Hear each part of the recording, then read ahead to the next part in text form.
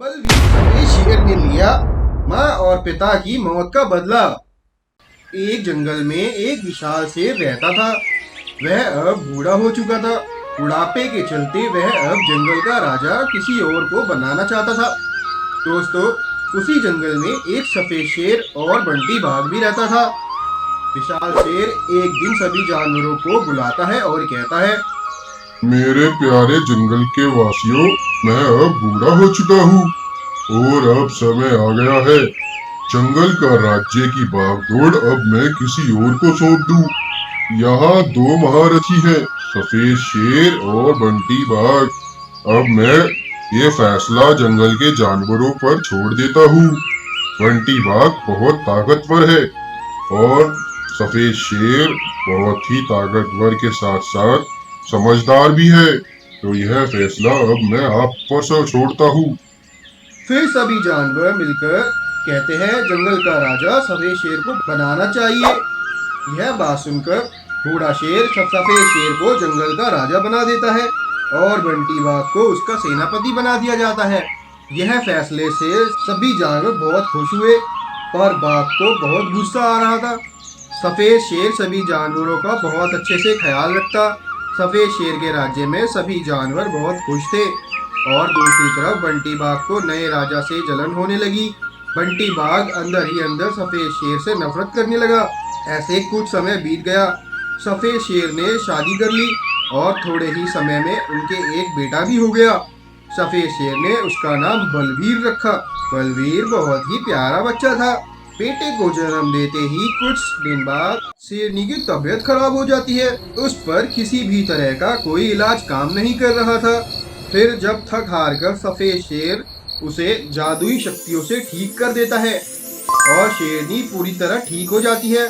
असल में ये जादुई शक्तियाँ विशाल बूढ़े शेर ने सफेद शेर को दी थी।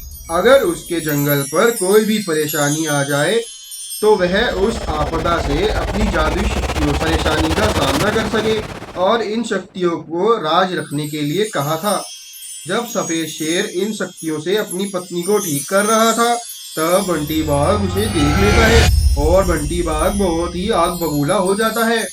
ये विशाल बूढ़ा शेर और सफेद शेर दोनों ने मिलकर मुझे बेवकूफ बनाया है। मैं अब इन्हें नहीं छोड़ूंगा।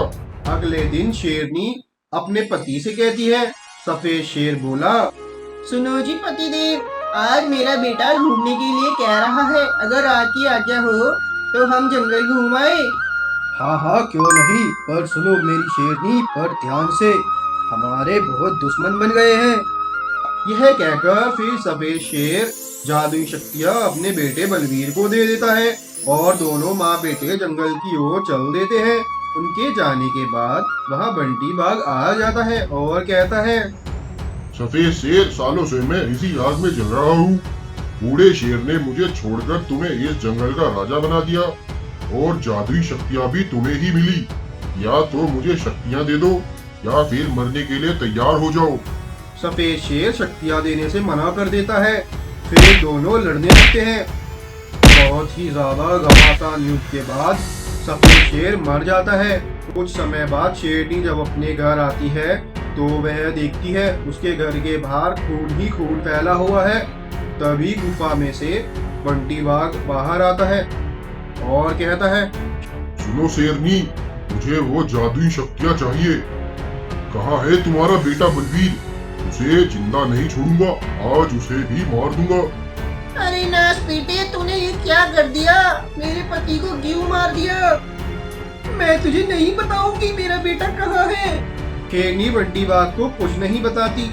तब बाघ गुस्से में आकर उसे भी मार देता है। यह सब दूर छुपा हुआ बलवीर देख रहा था।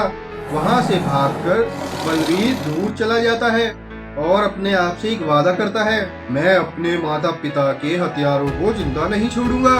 और दूसरी तरफ बंटी बाघ जंगल का राजा बन जाता है और सभी जानवरों पर अपनी धौंस जमाता है और किसी भी जानवर को मार देता था। कई साल बीत जाते हैं और इधर बलवीर भी अब जवान हो चुका था। वो जोर से दहाड़ा और बंटी बाघ को तबाह करने के लिए चल देता है। राज सिंहासन पर पहुंचकर बलवीर देखता है बंटी बाघ अपनी सेना के साथ खड़ा है, पर बलवीर बिल्कुल भी नहीं डरा। उसने एक एक कर बंटी बाघ के सिपाहियों को मार दिया। इस बीच बलवीर बहुत जख्मी हो गया था। फिर बंटी बाघ भी हमला कर देता है। तभी बलवीर अपनी शक्तियों से बंटी बाघ को जलाकर मार देता है।